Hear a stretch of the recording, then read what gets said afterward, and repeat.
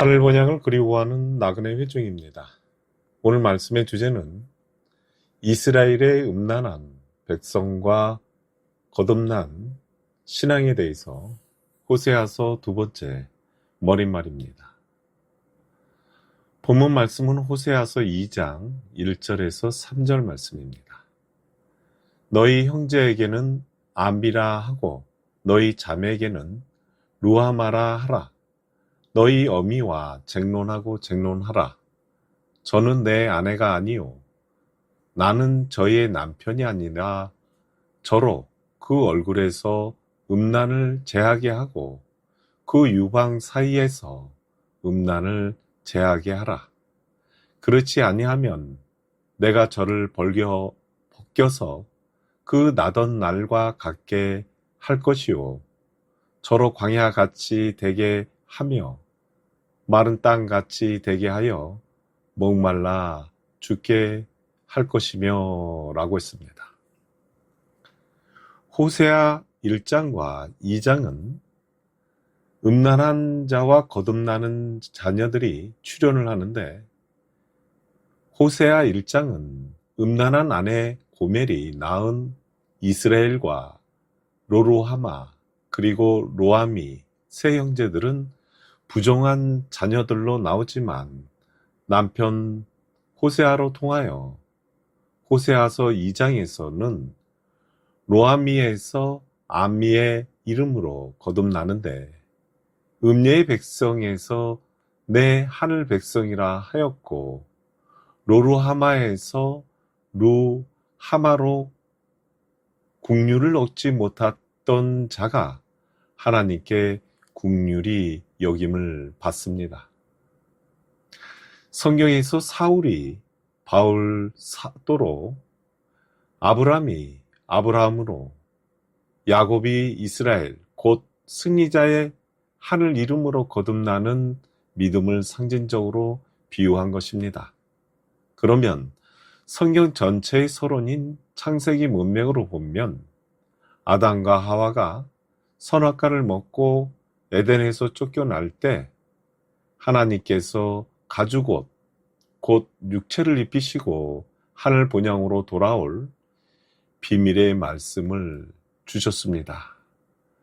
이 말씀은 창세기 3장 23절에 보면 여호와 하나님이 에덴 동산에서 그 사람을 내어 보내어 그의 근본된 토지를 갈게 하시니 이같이 하나님이 그 사람을 쫓아내시고 에덴 동편의 그룹들과 두루 도는 화영검을 두어 생명나무의 길을 지키게 하시니라 라고 했습니다. 성경은 하나님의 뜻으로 보는 것을 원어로 그라페라고 하고 우리말로는 구속 역사라고 하는 것입니다. 구속 역사라고 하는 것은 한마디로 선악과를 먹은 육체가 하늘 생명, 과실나무, 곧 하늘 사람으로 분리하는 사업을 말하는 것입니다. 이 말씀에 근본된 토지를 갈게 하시니라고 하였는데 여기 토지라고 하는 것은 선악과를 먹은 후에 가죽옷을 입히시며 육체가 사는 이 땅으로 쫓아내시고 에덴 동산 동편의 그룹들과 두루 도는 화영검을 두어 생명나무의 길을 지키게 하셨습니다. 성경에 말하는 나무들은 상징적으로 보면 하나님의 형상을 닮아가는 나무로 묘사를 하였고 호세아서에 나오는 인물의 이름이나 나라 또는 하나님의 구속 역사의 배경으로 하늘 비밀 암호로 숨겨놓은 것입니다. 그렇다면 화영검을 두어서 생명나무의 길을 지키게 하신다고 하였는데 여기 화영검은 성령의 검이라고 하여 하나님의 말씀을 말하는 것입니다. 이 말씀은 히브리서 4장 11절에서 12절에 보면 그러므로 우리가 저 안식에 들어가기를 힘쓸지니 이는 누구든지 저 순종치 아니하는 본에 빠지지 않게 하려 함이니라. 하나님의 말씀은 살았고 운동력이 있어 좌우의 날선 어떤 검보다 예리하여 혼과 영과 및 관절과 골수를 찔러 쪼개기까지 하며 또 마음의 생각과 뜻을 감찰하나니라고 하듯이 육체를 입은 죄인들이 말씀에 순종할 때 하늘 생명나무로 닮아가는 평안의 안식을 얻는 것처럼 근본된 육체, 곧 토지에서 벗어날 수 있는 것입니다. 그러므로 하나님의 말씀은 혼과 영과 관절, 그리고 골수를 찔러 쪼개기까지 한다고 하였는데, 여기 혼과 영이라고 하는 것을 보면 육신의 정신을 넋이라고 하는데, 큰 일과 위험한 고비를 넘길 때 넋, 곧 정신이 나간다고 합니다.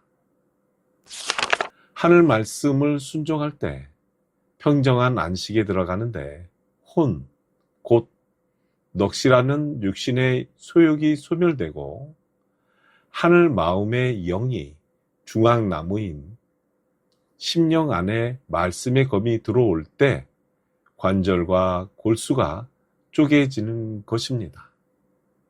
그러니까 호세아의 자녀들이 땅의 마음에서 하늘의 이름을 얻을 때 로아미에서 아미, 그리고 로루하마에서 루하마로 하늘의 명으로 상을 받은 것입니다. 그러면 이 말씀을 마태복음 10장 40절과 40절에서 42절과 고린도전서 12장 28절을 간추려 보겠습니다. 말씀을 전달하는 사람을 영적 사도라고 하는데, 양을 치는 목자라고 해서 칠 목자와 놈 자자를 써서 이 땅에서 제일 낮은 마음과 하늘 마음으로 희생을 할 때 양을 치는 자라고 말합니다. 그러나 하늘의 가르침은 스승자를 쓰지 않습니다. 즉 랍비라고 부르지는 않는 것입니다. 마태복음 10장 40절에 보면 나를 영접하는 자, 나 보내시니 곧 보혜사 성령을 영접하는 자를 영적 사도라고 하는 것이고, 예루살렘의 성전을 지키는 참 종을 선지자라고 하며, 성전 곧 말씀의 문을 닫고 여는 자를 교사라고 하고, 하늘 마음에 시원한 냉수 한 그릇을 주는 자를 성도라고 하는 자들이 하늘의 상을 받는 것입니다. 이것을 고린도전서 12장 28절에는 교회의 사도, 선지자, 의인, 성도들의 능력이라고 네 생물로 나오는데, 여기 교회라는 말은 뜻이 문자적 의식으로 잘못 전달이 되고 있습니다. 교회가 아니라 우리 육체, 곧 성전 안에 심령으로 드러나는 네 생물의 믿음으로 성장하는 과정을 말하는 것입니다.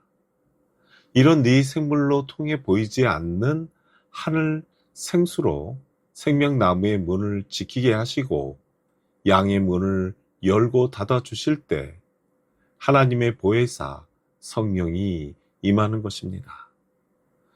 그러므로 성경에서 나오는 이스라엘 주변의 나라나 인물들은 상징적 비유의 구속 역사서로 보아야 합니다.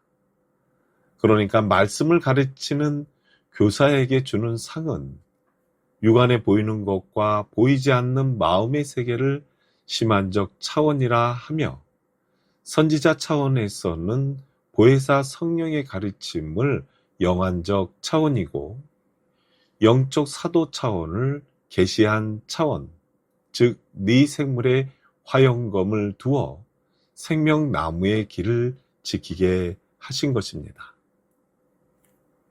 모세의 스승인 이드로 분도 하늘 말씀의 비밀을 가르쳐 주시고 본향으로 돌아가시면서 천부장, 백부장, 50부장, 5부장으로 옛 이스라엘 백성들을 다스리게 하셨습니다. 이 말씀은 출애굽기 18장 24절에서 27절 말씀을 참조 바랍니다. 그러니까 성경 전체를 구속 역사서로 볼 때 네 생물인 복음의 실체와 그림자는 두 언약으로 우리 자신의 육적 믿음이 차원적 단계로 소유욕이 소멸될 때 말씀으로 거듭나고 성령과 함께 육체를 정복하고 다스림으로써 무익한 육의 정신은 땅에 내어 버리는 것입니다. 이 말씀은 전도서 3장 21절을 참조 바랍니다. 요한계시록 12장 9절에 보면 큰 용이 내어 쫓기니 옛뱀 곧 마귀라고도 하고 사단이라고도 하는 온 천하를 꿰는 자라 땅으로 내어 쫓기니 그의 사자들도 저와 함께 내어 쫓기니라 하듯이 옛뱀, 사단, 마귀, 큰 용은 육체의 겉사람을 상징하는 네 생물인데 육체의 소욕을 벗기기 위해 사자, 곧 성령인 복음의 남편과 함께 벗어버릴 때 세마포를 입혀 주시는 것입니다. 그러면 이것으로 이스라엘의 음란한 백성과 거듭난 신앙에 대해서